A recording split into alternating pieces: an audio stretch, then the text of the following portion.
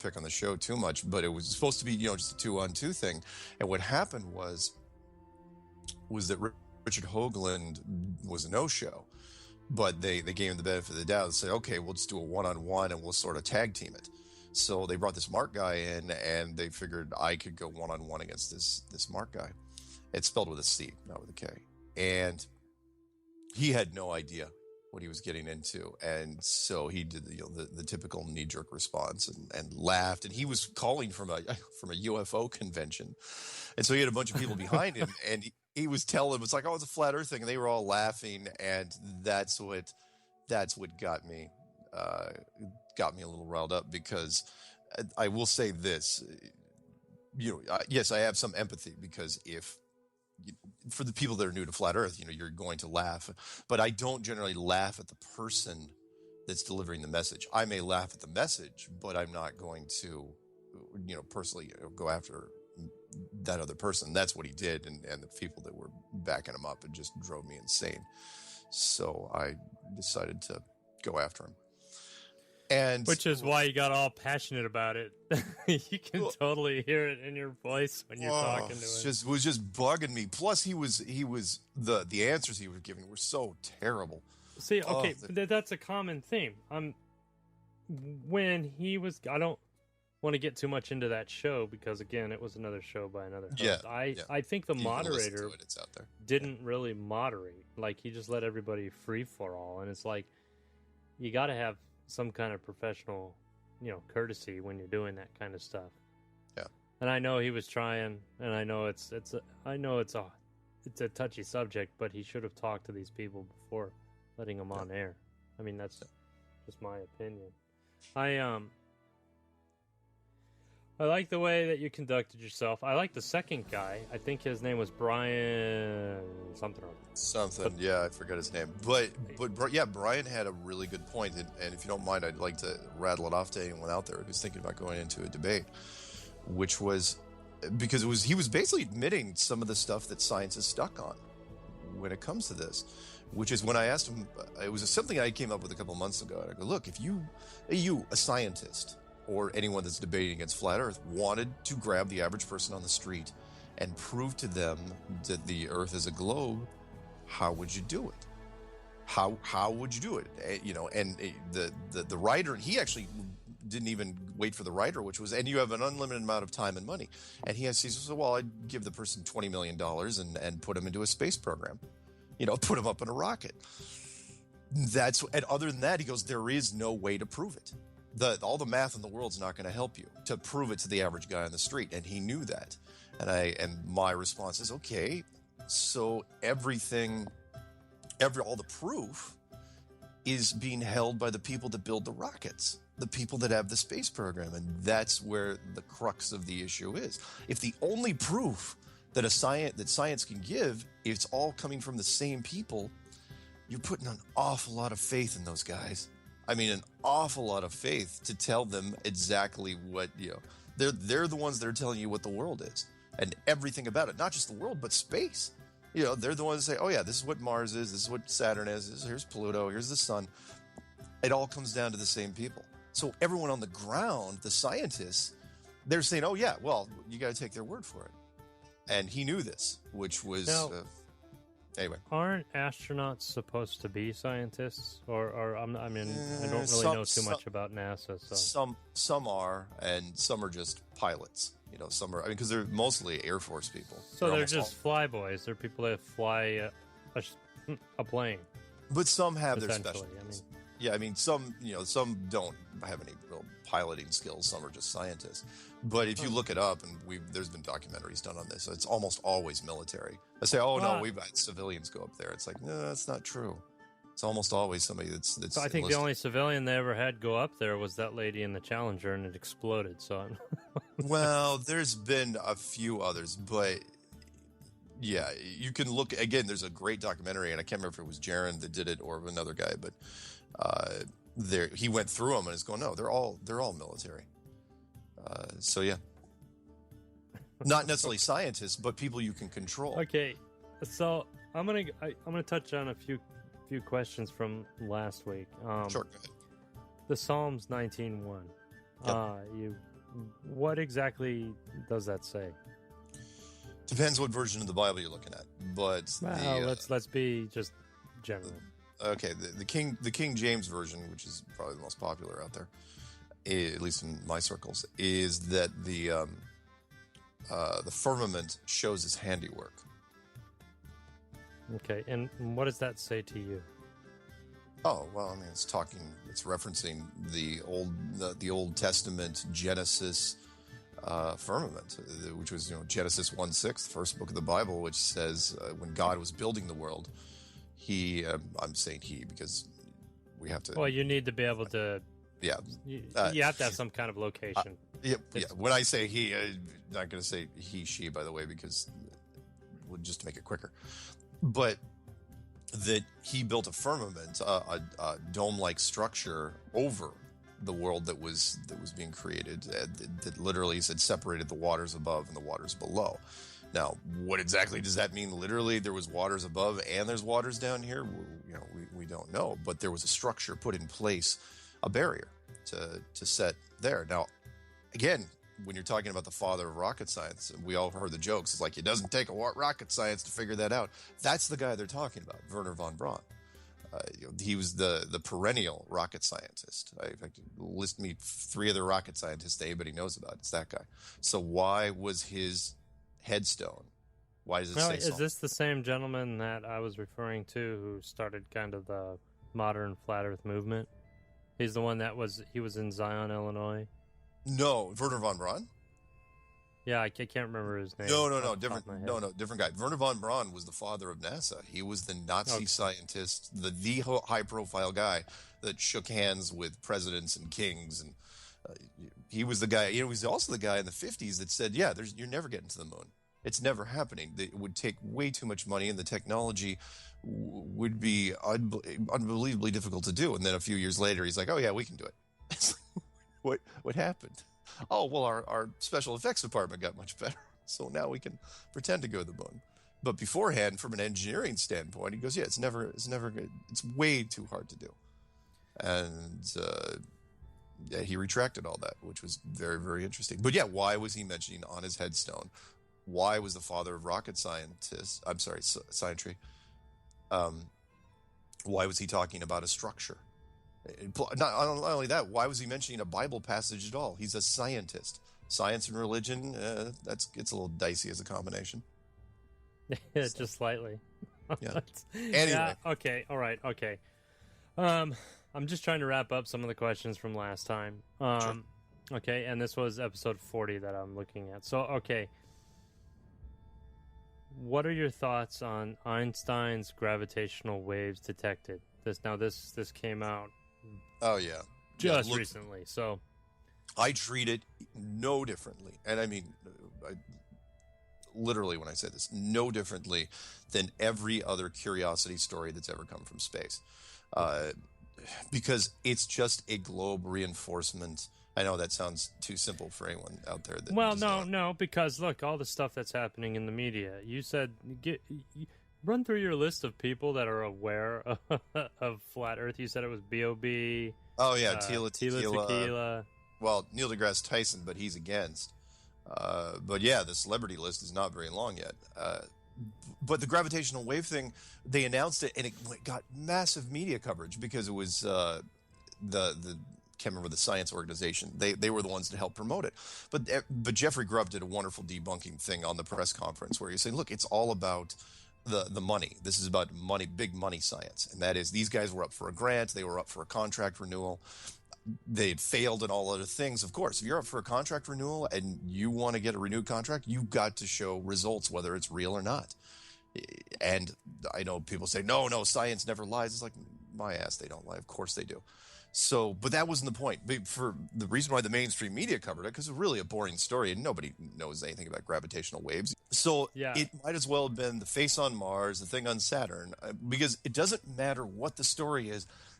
It's the subtext, which is I'm looking at the face on Mars because I'm on a globe looking at face on Mars. I'm looking at Saturn, globe, gravitational waves. It from 2 black holes you had to do a computer artist rendering of. That it has nothing to do with the gravitational waves. It makes you think about space. And in this case, deep space. Because if you're thinking about deep space, you're on a globe. That's all the story is, and there's nothing more to it. Okay. At the exact same time, there was another scientific group that came out with Planet Nine. It's so far out that it orbits the sun every 10 to 20,000 years. Yeah. Why put it in the news? Why talk about it? Why go through all this? I mean, if flat Earth is starting to get out there, it's their only defense. It's their only defense, other than saying there's no flat Earth. It's their only real defense, and it's a pretty good move, which they've been doing now. I mean, it's every day now. We've got to run a space story every day, because the more space stories they run, the more people say, well, again, whether you care about it or not, it's that you acknowledge that there's a space story, and once you acknowledge it, some sort of, you might as well be a fill-in-the-blank space story. Just every day, just imagine you're going to look in the news, and that's going to be it. There's going to be a fill-in-the-blank space story on the front cover of the news, which says, something happened in space, which means you're on a globe. That's it. Forget about whatever the title is. That's what the story is. Something happened outside of this world because you're on a globe flying through space. That's it. That's all they want to do. That is the reinforcement pattern that they thought of months ago now, and they run the stories every single day. If it's not NASA, it's not a space organization. If it's not a space organization, it's a ground science organization that's going, and the media has been told you are going to run this on page one. Okay, so listen, we're out of time for the segment. I want to touch on so much more. We'll be right back.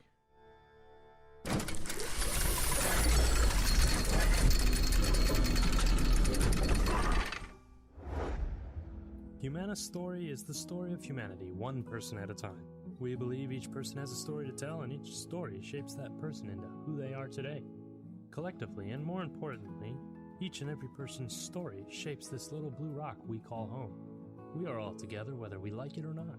We also believe that your unique story might just help someone else traveling down your pathway in life. You might be their guide through this rough time. We are always looking for more exciting stories to share with the world. If you've got one, come share it with us today.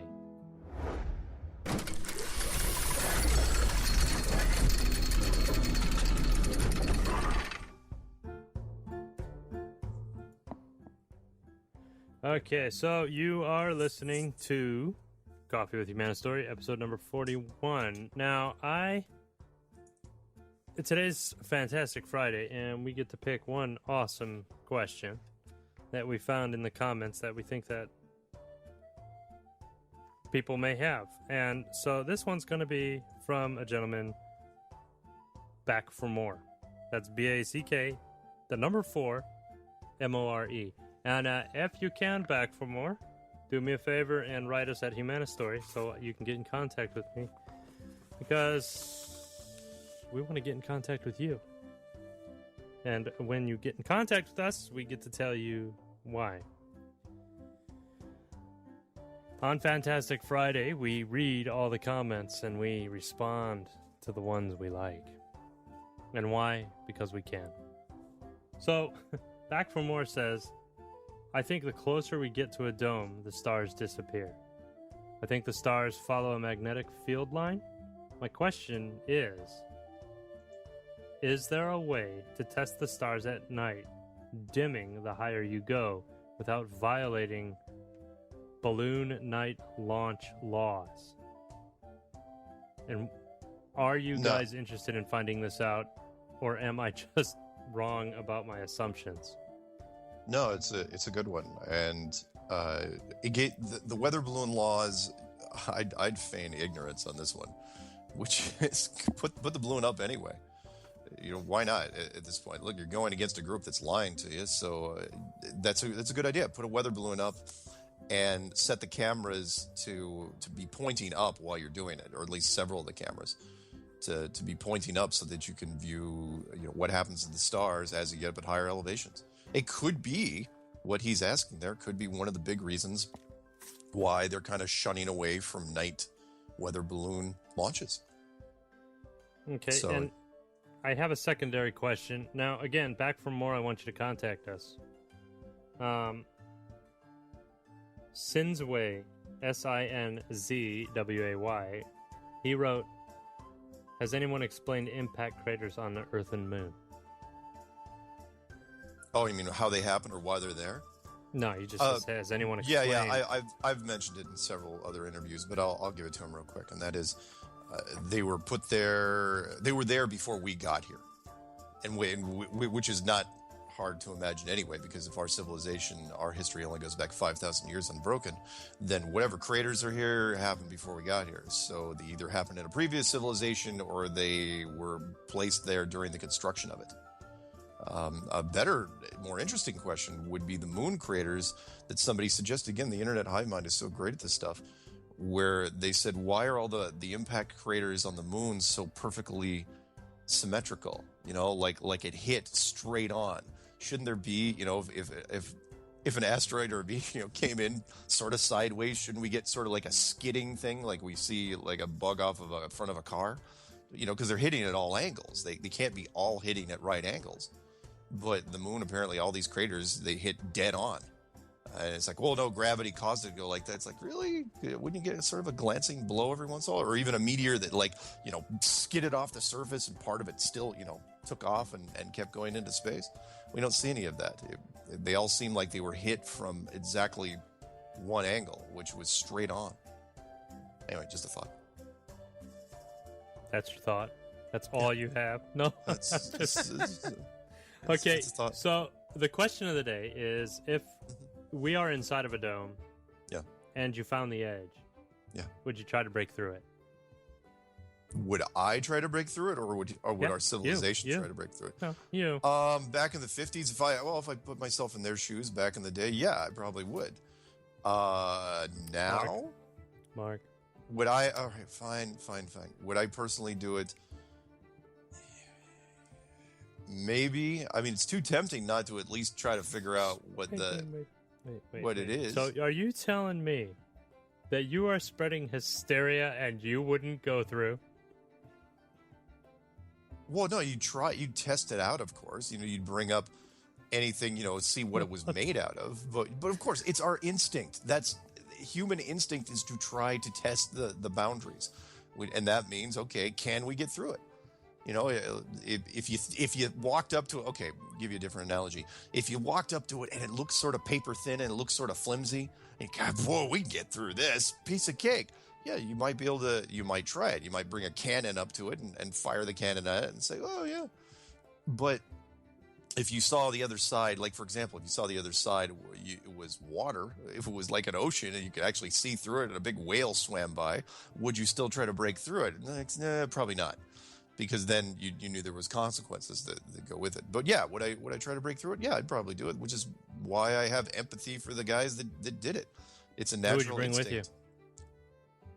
To go with me out of it? Mm-hmm. Who would you go with? Oh, the first time, no one, because I wouldn't want to put anyone else in danger. Who knows what would happen to me out there? So I'd probably try to do it solo, just to see, you know, if it was worth anybody's time. And then I'd come back. I'd say, yeah, it's great. The water's fine. Not literally the water. I'm just saying. Yeah, but if you didn't come back, that'd be a problem. If I didn't come back. But no, I go by myself. I wouldn't. Okay, so Mr. Emke has a couple questions. Like he really worked hard on these questions too. Like I saw him in his room late at night. Like he didn't sleep. So, Mark, go ahead and tell him, Mark, your question. What if you could fly a plane high enough to reach the flat Earth barrier? Yeah. Do you think that we could be able to go through it, or just crash into it and fall back to the Earth? No, I don't think any aircraft that we've ever made has the ability to penetrate this structure. For whatever reason, I think it was built specifically with that in mind. So no matter what you made down here, airplane, rocket, weapon, I don't think it can penetrate it. I think it's very thick, very old, and made of a technology that was deliberately created to stop us from going anywhere. Now, whether it was there to protect us from what's on the outside or to protect the outside from us, we're not sure. But no, I don't think that. In fact, you know, the question is, can even a UFO or a spaceship, whatever you want to call it, can an object like that that's running like a unified field engine, can they even warp outside of it? That's a tough one. Can HARP be used to disrupt it? I doubt it. Can CERN be used to penetrate it? Maybe it could be one of the reasons why we created it. Was to see if we could bust out of this place, jailbreak scenario. Oh god, there's a whole thing behind CERN too now, huh? Yeah, that's right. Yeah. Yeah.